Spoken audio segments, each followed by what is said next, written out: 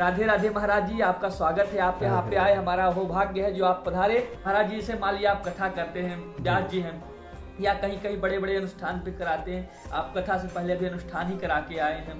तो क्या ऐसा कभी हुआ है कि किसी के घर में आप गए हों तो पूजा पाठ कराने के लिए, अनुष्ठान कराने के लिए, तो आपको कभी कुछ भूत प्रेत की समस्या दिखी हो, या कभी भूत मिला हो आपको, या प्रत्यक्ष रूप में या अप्रत्यक्ष रूप में आपको कभी उसका अनुभव हुआ हो, आप डरे हैं कभी, ऐसा कभी हुआ कि आप डरे हैं, या किसी के साथ, या आप किसी आपके मित्र के साथ ऐसा कुछ घटना हुई, तो आप हमको बताइए।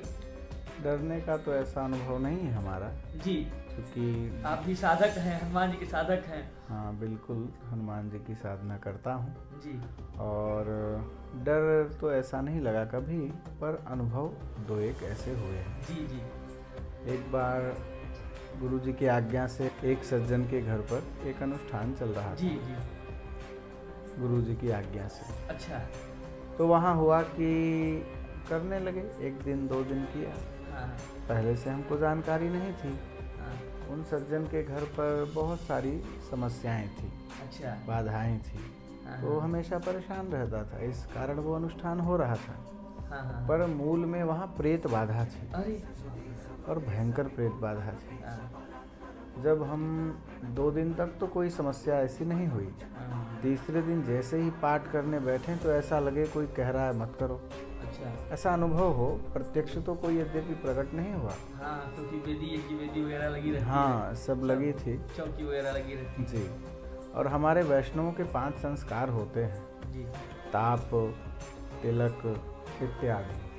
हाँ, तो उसमें शंख चक्र को अग्नि में तपा करके हमारे दोनों बाहुमूल में स्थापना होती है भगवान के आयुधों की, अच्छा, और जिसके दोनों भुजाओं में भगवान नारायण के आयुध अंकित हैं, उसके पास भूत और प्रेत प्रत्यक्ष रूप से कभी प्रकट हो ही नहीं सकता है। हाँ, अच्छा, ये बात तो इसलिए तो प्रकट रूप से तो प्रकट हुआ ही नहीं और ना ही कभी होगा।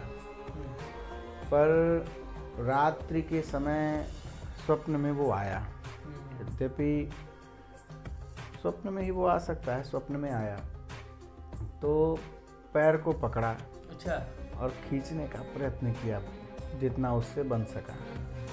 रात्रि को हमको ऐसा लगा, स्वप्न में थे अभी हम ठीक तरह से नहीं कह सकते क्योंकि कुछ जाग से ही रहे थे, हाँ, तो ऐसा लगा कोई पैर पकड़ करके खींच रहा है। आपका, हाँ, अरे, और हम कुछ कर नहीं पा रहे हैं। हाँ, तो उस सपने समय में हमको, हाँ, कुछ जाग रहे थे, कुछ सो से रहे थे, अच्छा अच्छा, पूर्ण स्वप्न में भी नहीं थे। हम्म, तो डरे तो नहीं हम उससे कहे छोड़ो, हाँ, तो पर कुछ बोलता तो नहीं था, पर छोड़ भी नहीं रहा था। हाँ, फिर उस समय चित्त की वृत्ति ऐसी, हमने कहा छोड़ो नहीं तो मेरे पास शालिग्राम भगवान है, तो इन्हीं से तुमको मारूंगा। फुल चंदन पुन सारी, हाँ, हाँ, शालिग्राम जी हैं, हाँ। अभी यही तुमको सुधारेंगे, यही दंड देंगे। अच्छा। शालिग्राम भगवान को हमने हाथ में उठा लिया, अच्छा, सपने में ही, नहीं प्रत्यक्ष ही उठाया था, लग तो रहा था स्वप्न देख रहा हूँ, पर शालिग्राम हाथ में थे। तो उठाया शालिग्राम भगवान को, तो वो छोड़ करके भाग गया। अरे, फिर हमारे एक मित्र थे, हाँ, पार्श्व में ही विश्राम कर रहे थे, उनको जगाया, हमने कहा उठो, यहाँ कोई आया था। हाँ, बोले कौन आया था? हम कहे लगता है यहाँ प्रेत बाधा है, निश्चित रूप से प्रेत बाधा है। फिर बाद में जानकारी किया तो पता लगा कि वहाँ प्रेत बाधा है, उसके घर में भी प्राय ऐसी घटनाएं अच्छा, मैंने होती जिनके रहती। आप अनुष्ठान करने गए थे हाँ। क्या पहले से ही था, पहले लेकिन से। आपको पता नहीं हमको था, है ना? बताया नहीं था, अरे, बताया होता तो कुछ उसका भी उपाय करते, हम्म, आत्मरक्षा का। अच्छा, जी। मानी ऐसी ऐसी समस्या हुई। ऐसी फिर समस्या। अगले दिन, फिर जब तक अनुष्ठान चला, फिर कुछ हुआ नहीं, हाँ? नहीं, फिर हम क्या करते थे कि उससे जो आत्मरक्षा का उपाय है वो कुछ करके तब पाठ प्रारंभ करते थे। अच्छा अच्छा, जी। अच्छा, कभी ऐसा मतलब कभी मैं सुना हूँ, जैसे मैं स्वयं पूजा वूजा कभी कराने जाता हूँ, तो ऐसे सुना हूँ कि जब बड़ी बड़ी साधना करते हैं ना, या बड़ा बड़ा अनुष्ठान करते हैं, जी।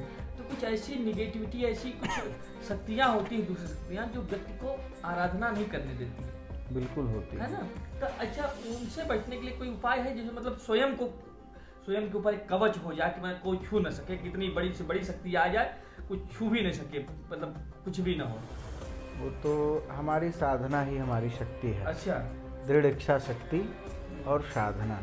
हम जब कोई पूजा पाठ या साधना में संलग्न होते हैं तो हमारे पाप से तो बड़ी कोई नेगेटिव एनर्जी नहीं है, हाँ। जो हमारे भीतर है ही है, जी, पहले से ही विद्यमान है।